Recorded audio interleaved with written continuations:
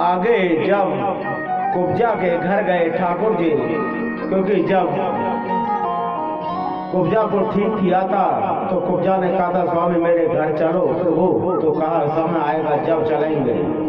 तो कुब्जा के घर भी होके आए, अक्रूर जी के घर भी गए और अक्रूर जी के घर भी गए और उसके बाद फिर अक्रूर जी को हस्तिनापुर भी भेजा। हस्तिनापुर क्यों भेजा? अक्रूर जी से कहा है अक्रूर जी आप हस्तिनापुर जाओ और वहाँ मेरी बुआ है ना कुंती और उनके पुत्र हैं, उनका हाल चाल लेके आओ। अक्रूर जी वहां उनका हाल चाल लेने के लिए गए और यहाँ आकर के बताया, हे कृष्ण बुआ कुंती और उनके बच्चे ना उनके साथ छल किया जा रहा है, वो सुख में नहीं है, वो सुख में नहीं है। इधर जरासंध ने मथुरा के ऊपर आक्रमण कर दिया। क्यों कि जरासंध की जो दोनों पुत्री थी ना वो कंस की पत्नी थी और उन्होंने जाकर के जरासंध से कह दिया कि कृष्ण ने हमारा स्वभाव उजाड़ दिया है।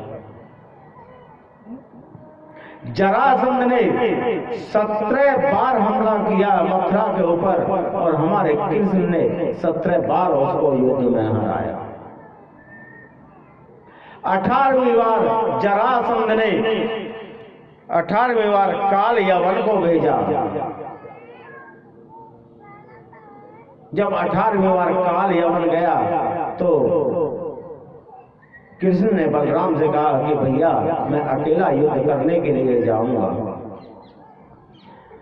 काल यवन से बोला रे काल यवन, ना मैं सेना लेके आया ना तू भी अपनी सेना को पीछे कर दे, अगर तुझ में हिम्मत है ना तो आज युद्ध कर।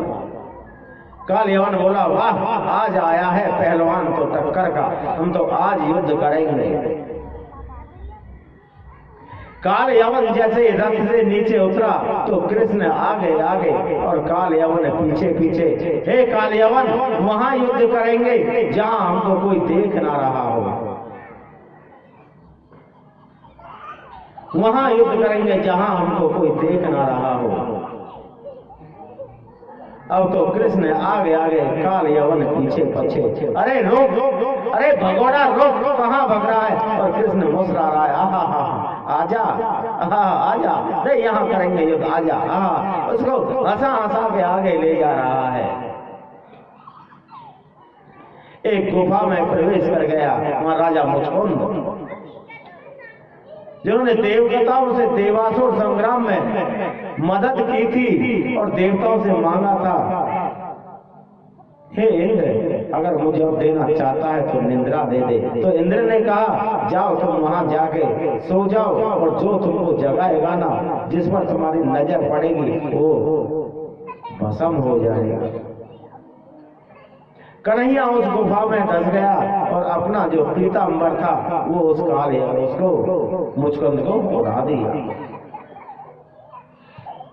काल यवन ने समझा जरूर ये कन्हैया है, ये दुबक के सो रहा है, उसमें लात मारे। अरे डरपोक, अरे भगोड़े, हिम्मत है तो उठ। लेकिन कन्हैया तो कहीं और ही छिपा हुआ था। जैसे ही काल यवन ने मुचकुंद में लात मारी तो मुचकुंद जग गया और जग के जैसे ही आंखों को मींड़ता हुआ बैठा हुआ उसके नजरों के सामने था काल यवन और काल यवन जल के भस्म हो गया। काल यवन भी जल के भस्म हो गया। 19वीं बार जरासंध ने ब्राह्मणों को कैद कर लिया और ब्राह्मणों को बैठा दिया हवन करने के लिए और कहा हे ब्राह्मणों जब तक मैं विजय होके ना आ जाऊं जब तक तुमको यज्ञ बंद नहीं करने। यज्ञ और मैं यज्ञ करो कि अब की बार मैं कृष्ण से विजयी हूं। हमारे कान्हा समझ गए। जरासंध ने 19वीं बार युद्ध जैसे ही मथुरा पर आक्रमण किया, बोले भैया बलराम अब हमारा समय आ गया है मथुरा को छोड़ के जाने का। मथुरा को छोड़ के जाने का हमारा समय आ गया है।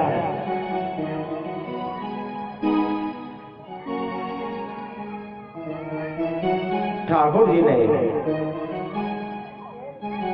देव शिल्पी को बुलाया और उस देव शिल्पकार ने समुद्र के बीचों बीच द्वारकापुरी का निर्माण किया और उस द्वारकापुरी में सभी मथुरा वासियों को ले गए और देखो ब्रजवासियों को नहीं ले गए। ब्रजवासी यहीं थे, सभी मथुरा वासियों को ले गए। बलराम बोला, अरे कृष्ण तुम क्या कर रहे हो? क्या हम जरासंध से छोड़ के युद्ध से अगर हम भागेंगे तो ये हमसे पता है क्या कहेंगे? क्या कहेंगे भैया? बलराम भैया क्या कहेंगे? ये हमसे रण छोड़ कहेंगे। अरे तो भैया रण छोड़ ही तो कहेंगे। जब हमारे इतने नाम हो गए, माखन चोर हम हो गए, चीर चोर हम हो गए, तो एक नाम और सही, रणछोड़। बोले रणछोड़ भगवान की। रणछोड़ ठाकुर जी क्यों हुए? उन ब्राह्मणों के कारण, क्योंकि जरासंध कह के आया था अगर मैं हार गया अब की बार युद्ध तो तुमको मार दूंगा सारे ब्राह्मणों को। तो ठाकुर जी नहीं चाहते थे कि ब्राह्मण हत्या हो, इसलिए ब्राह्मणों के ऊपर वो कहलाए रणछोड़। जरासंध ने पर्वत पर आग लगा दी और ठाकुर जी वहां से छलांग मार करके द्वारका पहुंच गए और जरासंध ने समझा कि दोनों भैया इसमें जल के मर गए। लेकिन ठाकुर जी वहां से निकल पहुंचे। अब ठाकुर जी द्वारका में रह रहे हैं, बड़ी सुंदर द्वारका नगरी, और ठाकुर जी के मन में लड्डू फूट रहे हो है ब्याह को। ठाकुर जी कह रहे हैं भाई अब तो हमारी उम्र घनी हैगी है, अब तो हमारा ब्याह है जाना चाहिए, पर ब्याह हो तो हो कैसे? अभी तो एक फांस और अटक रही है। भाई एक रोड़ा है बीच में, कहा कि बड़ो बैठो है, जब तक ये रोड़ा ना हटे जब तक हमारा ब्याह ना हो, पहले या बड़े को ब्याह करो। बड़े के ब्याह के नैया रेवत राजा की पुत्री रेवती। देखो द्वापर में, त्रेता युग में राजा रेवत अपनी पुत्री के लिए, पुत्र देखने के लिए तीनों लोगों में गया। ब्रह्मा विष्णु महेश के पास गया तो ब्रह्मा ने कहा अरे रेवत एक लोग तो निकल गो, त्रेता धीरे धीरे द्वापर भी निकल जाएगा। अगर तू अपनी छोरी को ब्याह करना है ना तो जल्दी जा, या के बराबर तो हमारा बलराम ही है। महाराज रेवत ने रेवती की शादी की भैया बलराम से, और रेवती मैया तो बलराम जी थे पतो कितनी लंबी, बहुत लंबी। एक तो हो लंबी, वो बहुत लंबी। बलराम जी तो यूं देखना पड़ा ऊपर के। बलराम जी ने अपने हल से रेवती मैया को अपने बराबर को करे। बोलिए रेवती मैया की। रेवती मैया का, बलदाऊ भैया का, दोनों का दाऊजी में मंदिर है, बहुत सुंदर। फिर ठाकुर जी का तो ब्याह हो गया, बलराम जी का तो ब्याह हो गया। अब इधर भीष्म राजा के 5 पुत्र थे, उनमें सबसे बड़ा पुत्र था रुक्मी और बहन का नाम था रुक्माणी। रुक्मी चाहता था कि मैं अपनी बहन की शादी शिशुपाल से करूंगा, लेकिन रुक्मणी अपना पति मान चुकी थी कृष्ण को, क्योंकि रुक्मणी साक्षात लक्ष्मी अवतार थी। रुक्मणी ये साक्षात लक्ष्मी अवतार थी।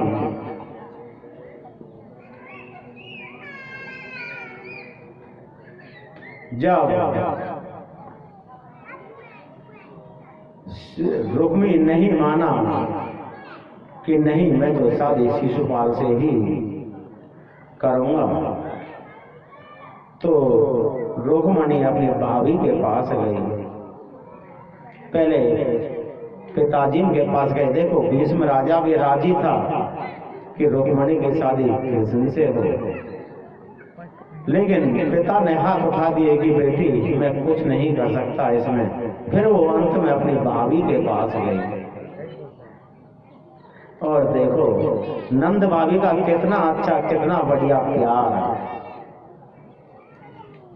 और आजकल तो नंद भाभी में बिल्कुल भी ना बजे। आजकल तो नंद भाभी में प्यार देखने के भी ना मिले। नंद भाभी में वास्तव में बहुत प्यार नहीं कर रहे, सदाते रहे हो। और ये पीढ़ी जब कैसी आई राम जाने कि नंद भाभी में बने ही ना। नहीं, नंद भाभी जैसा प्यार ना देखो हमने कभी। बहुत प्यार। रुक्मणी जी बोली भाभी भाभी तुमको पता है मैं शिशुपाल से शादी नहीं करूंगी। अगर शिशुपाल से मेरी शादी कर दी तो मैं अपनी जान दे दूंगी। मैं अगर शादी करूंगी तो कृष्ण से करूंगी। भाभी कोई उपाय बताओ ना। भाभी ने कितना बढ़िया उपाय बताया। रुक्मणी दीदी जब हार जाए ना तो गुरु ही एक ऐसा साधन है जो नैया पार लगा दे। तुम एक काम करो, एक चिट्ठी लिखो और अपने कुल गुरु को दे दो और कह दो या चिट्ठी है लेके द्वारका चले जाओ और कृष्ण या चिट्ठी है दे दे। रुक्मणी जी ने चिट्ठी लिखी, ब्राह्मण को चिट्ठी दी और ब्राह्मण देव चिट्ठी लेकर के पहुंच गया द्वारिका। ठाकुर जी से मिला, भगवान कृष्ण से मिला। है कृष्ण ये तुम्हारी चिट्ठी है। कृष्ण ने जैसे ही चिट्ठी ली पढ़ी, बलराम को बिना बताए चल दिए। लेकिन बलराम को पता चल गया, अरे कृष्ण कहाँ जा रहा है? कि भैया कहीं नहीं जा रहा। अरे कहीं तो जा रहा होगा, भैया कहीं नहीं जा रहा।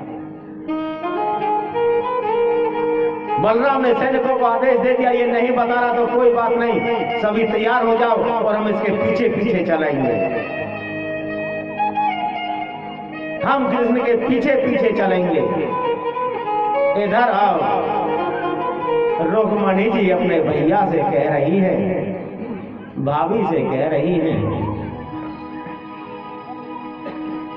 कि भाभी भैया हमको पूजन करने के लिए मंदिर जाना है। हे भैया हमें पूजन करने के लिए मंदिर जाना है।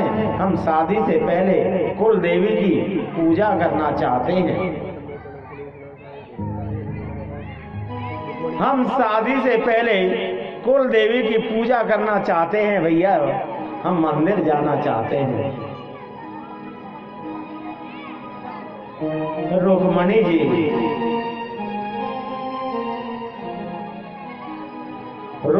जी अपनी सहेलियों के साथ मंदिर आ जाती हैं पूजन करने के लिए।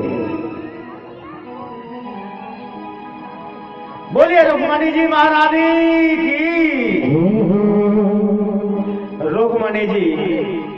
अपने कुल देवी का पूजन कर रही हैं, पूजन कर रही हैं रुक्मणी जी। खड़ी करो रुक्मणी जी ने, पूजन करवाओ, खड़ी करो। रुक्मणी जी पूजन कर रही हैं। कब आएगा मेरा सावरिया, कब आएगा मेरा सावरिया, वो जाने कब आएगा मुझे अपना बनाएगा, जाने कब आएगा मुझे अपना बनाएगा, मेरे आंसू पोंछ कर मुझे गले लगाएगा, मेरे आंसू पोंछ कर मुझे गले लगाएगा। कब आएगा मेरा सावरिया, कब आएगा मेरा सावरिया, कब आएगा मेरा सावरिया, कब आएगा मेरा सावरिया, कब आएगा मेरा सावरिया, कब आएगा मेरा सावरिया, कब आएगा मेरा सावरिया। रुक्मणी जी निहार रही है, पूजन तो कर लिया लेकिन पता नहीं सावरिया जब कब आएगा। हाथ कर करके देख रही है कि मेरा सावरिया जब कब आएगा, बात देख रही है। सच कहे मेरे रास्ता निहार के, सच कहे मेरे रास्ता निहार के, सच कहे मेरे रास्ता निहार के, सच कहे मेरे रास्ता निहार के। प्यास लगियों सपने बहार के, हो प्यास प्यास लगियों सपने बहार के। जब मन आएगा ओ जीवन बन जाएगा, जब गाना आएगा मेरे आंसू पोंछ कर मुझे गले लगाएगा, मेरे आंसू पोंछ कर मुझे गले लगाएगा। आएगा मेरा सावरिया, कब आएगा मेरा सावरिया, कब आएगा मेरा सावरिया, कब आएगा मेरा सावरिया।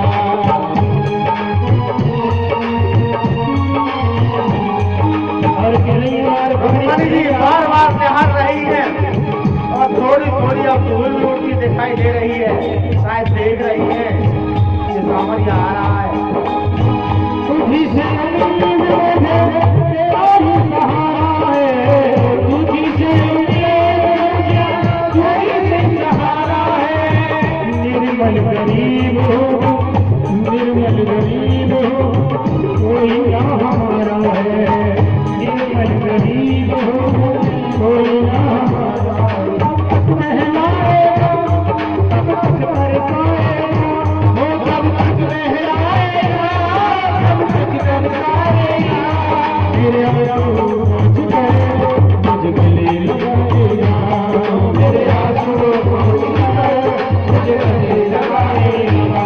कब आएगा मेरा सावरिया, कब आएगा मेरा सावरिया, कब आएगा मेरा। आपको जिनके रथों जैसे ही देखा, जो सैनिक थे वो चकाचौंध हो गए, उनकी आंखें मुंद गई। ठाकुर जी के दर्शन के करके मेरे कन्हैया को देख करके ठाकुर जी सोचने लगे, अरे ये कितना सुंदर रूप है। वो भूल गए कि हम रुक्मणी के साथ उनके अंग रक्षक बन के आए हैं। वो तो कन्हैया को देखते रह गए और कन्हैया